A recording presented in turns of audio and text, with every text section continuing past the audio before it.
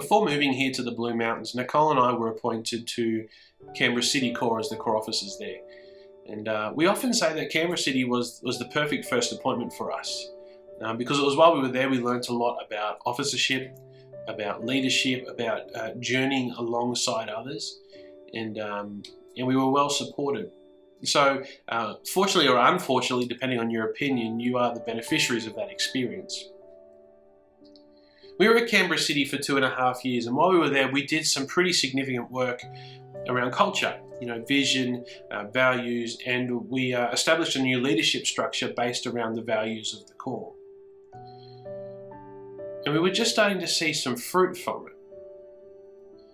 But Nicole and I said to each other that either the Army needs to leave us here for a very long time, or they need to move us at the end of the year so that more experienced officers can come in and can take Canberra City to the next level. And so we brought that up with our area officers, and they said that the division wanted to leave us here as long as possible, that the division had no intention of moving us whatsoever. And that's fine, we were fine with that. But about 2 weeks after that conversation, we got a call from the personnel officer for our division, saying that she needed to meet with us. It was a conversation that couldn't be had over the phone. We needed to meet in person. We thought, oh, this is very interesting. And so we come to this meeting, and she asks if we would be willing to accept a new appointment as the team leaders for the Blue Mountains area. We asked her how much time we had to consider, and she said it would be great if she could have an answer that afternoon. And we said, no, we need at least a day to pray about it and talk about it and consider it. But we did pray about it, and we talked about it, and we determined that it was the right move. And so we accepted the new appointment to the Blue Mountains Salvos. Now, we actually quite enjoy change. We find a lot of excitement that comes with change, but that doesn't mean that it's not hard or has its heartbreaks or its challenges. Canberra City Core was located just around the corner from the War Memorial, which is at the foot of Mount Ainslie.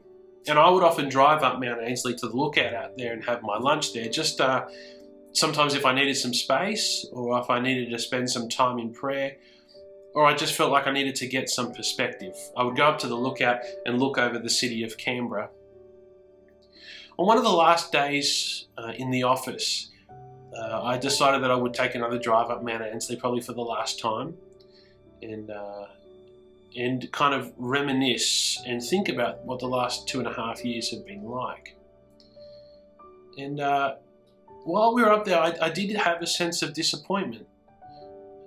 Not that I thought that we had failed or anything like that, but disappointment in that we were starting to gain some ground. Leaders were stepping up. People were getting along and working together. It was a fantastic place to be. And the sense of disappointment came that we wouldn't be a part of that. We felt like Canberra City Core was on the brink of something amazing, and we had to pass that on to somebody else. But then I started to think about the people who were following us, who were people that we had worked with before and have a great deal of respect for, and we were excited about what they could contribute to the core. I thought about the people, the officers that had come before us and had brought Canberra City to the place that it's at. And it was there I gained some perspective, and I realised that whilst, yes, we had a great season at Canberra City Core, we are just a small part of a much bigger story. Not just the story of Canberra City, but really God's story.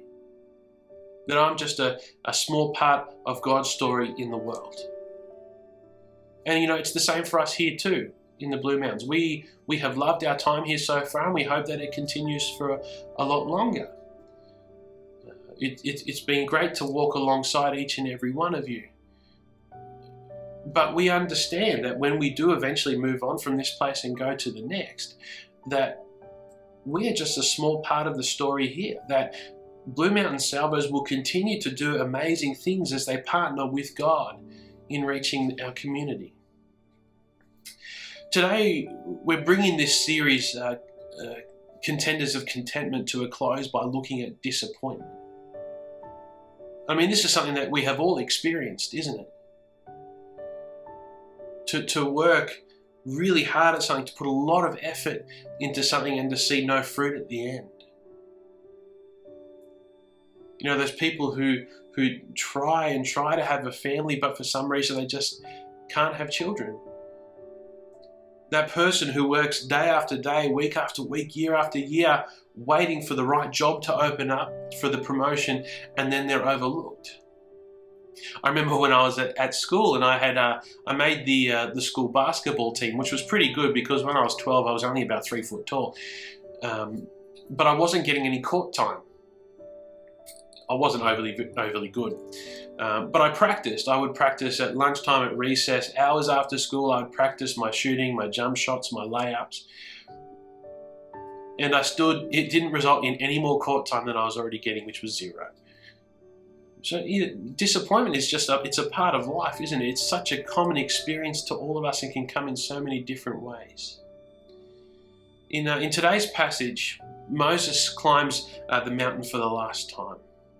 Moses had led the Israelites for 40 years in the wilderness, each and every day, getting one step closer to his goal, one step closer to the fulfillment of God's promise. In Deuteronomy 34, verses 1 and 4, it says, "Then Moses climbed Mount Nebo from the plains of Moab to the top of Pisgah, across from Jericho. There the Lord showed him the whole land, from Gilead to Dan, all of Naphtali, the territory of Ephraim and Manasseh, all the land of Judah as far as the Mediterranean Sea, the Negev, and the whole region of the valley of Jericho, the city of palms as far as Zoar.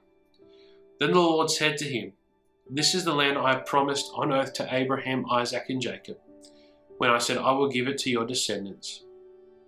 I have let you see it with your eyes, but you will not cross over it.'" God reminds Moses that this is the land that was promised to Abraham, Isaac, and Jacob. This was the promise that the Israelites carried in their hearts for hundreds of years. This was the promise that kept the Israelites going through their darkest times, in times of slavery, of oppression, of war, of famine. This is what got them through. But I try to put myself in Moses' shoes here, as he's sitting on top of Mount Nebo and he's looking over the promised land and maybe considering the last 40 years of his leadership. Maybe, just maybe he thought, I should actually be included on that list. I mean, if anyone deserved to go to the promised land, I would say that it was Moses. Maybe he thought it should be the land promised to Abraham, Isaac, Jacob, and Moses. I mean, Moses had been faithful, leading the people out of Egypt, through the wilderness, and now to the brink of entering into the promised land, all while dealing with this complaining, stubborn, whining group of people, interceding for them on God's behalf. If anyone deserved to enter into the promised land, it was Moses. I mean, later on in verse 10 to 12, it says, "Since then, no prophet has risen in Israel like Moses, whom the Lord knew face to face, who did all those signs and wonders the Lord sent him to do in Egypt, to Pharaoh and to all his officials and to the whole land. For no one has ever shown the mighty power or performed the awesome deeds that Moses did in the sight of all Israel." So what happened? Why is Moses not allowed to enter into the promised land? Well, we need to look at Numbers 20 to understand that story. But once again, the people were complaining. They were complaining of a lack of water. And so Moses and Aaron went from the assembly to the entrance to the tent of meetings and fell face down, and the glory of the Lord appeared to them. The Lord said to Moses, "Take the staff, and you and your brother Aaron gather the assembly together. Speak to that rock before their eyes, and it will pour out its water. You will bring water out of the rock for the community, so they and their livestock can drink." So Moses took the staff from the Lord's presence, just as he commanded him.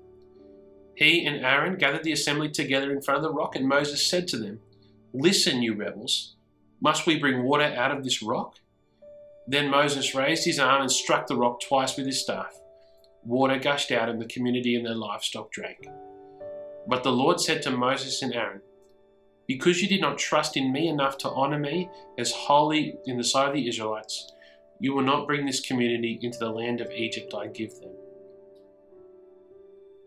God had promised to bring water out of the rock. All Moses needed to do was speak the words and the water would have flowed. But in anger or frustration, he hit the rock with his staff, and yes, water gushed out. But it was then that God said, you will not enter into the promised land. So as Moses stands at the top of that mountain, and as he sees his people on the brink of entering the whole of the promised land that he can see, surely it would have been a bittersweet moment for him. I mean, he had led these people faithfully for 40 years. He had done amazing signs and wonders before Pharaoh to allow him to let his people go.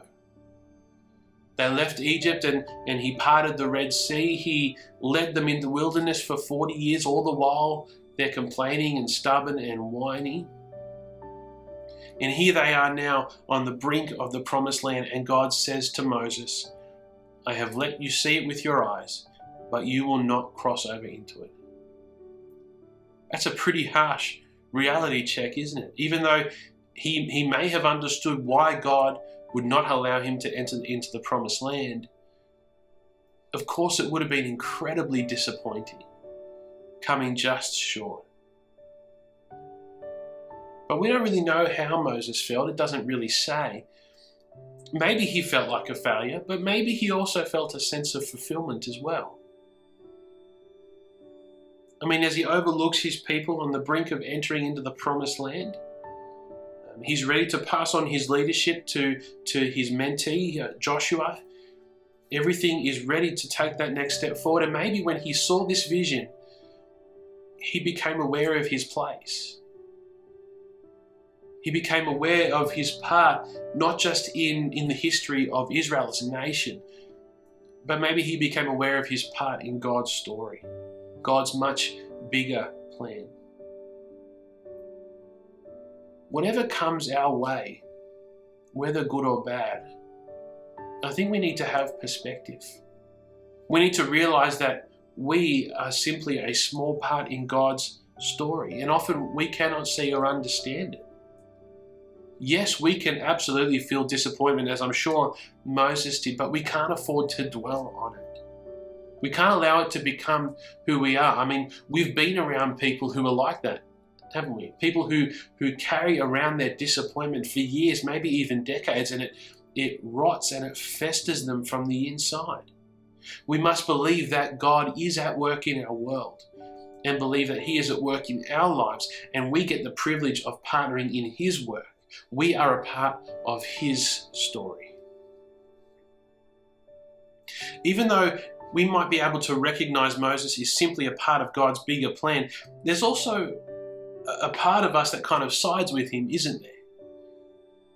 That kind of wishes that God would relent on His judgment and that He would allow His faithful servant to enter into the promised land. I mean, it doesn't make sense to us. And at times in our lives, the disappointment that we experience, it will not make sense. We've sat with people who've asked that question, that why is this happening? This does not make sense to us. We've journeyed alongside the young, energetic couple who have tried to have children, have tried multiple IVF cycles, and do not get to experience the wonder of being a parent. We've been on the phone with people who've lost their jobs. We've prayed with the young woman who's dying of cancer. We've sat with mothers and fathers as they grieve the loss of their stillborn child. Grandparents who have lost children or grandchildren, something they should never have to experience. We listen to these stories of loss and they don't make sense to us, and we struggle to understand them. As I sat at the top of Mount Ainsley, I could have stayed in my disappointment. I could have allowed myself to wallow and linger in it and allow that to fester.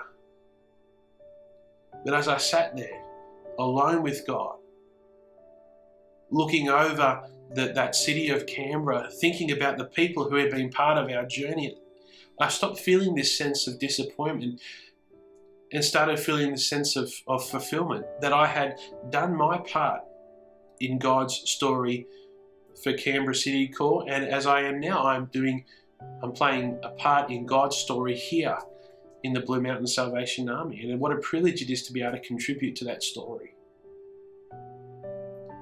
We all face disappointment. And in spite of that disappointment we face along the way, we can rejoice because God is, and will continue to use each and every one of us towards the redemption of the world. Each of us are a part of God's bigger picture, and what amazing privilege it is to be able to be a part of that story. And for that, we say thanks be to God. I hope that the Holy Spirit has been able to speak to you from His Word today and has been showing you how you can apply it to your life. At this point, we would hope that you'd be gathering with other people, if not on a Sunday, during the week sometime, to have a talk or a chat around what God has been showing you through His Word. What I would encourage you to do is perhaps share a story, share of a time when you have been disappointed and how that disappointment has led to a growth in your faith. Perhaps you need to share with somebody disappointment that you're feeling at the moment. I mean, as you're aware, the world is pretty messed up at the moment, and I'd be surprised if no one was feeling any kind of sense of disappointment. So I'd encourage you to share that with each other, and maybe consider what are the practical ways that you can help each other. Perhaps you know of someone at the moment who is struggling or experiencing that sense of disappointment. Bring them before God. Seek the Holy Spirit's guidance into how you can express the love of Christ in very practical, down-to-earth ways. God bless you. We'll see you next week.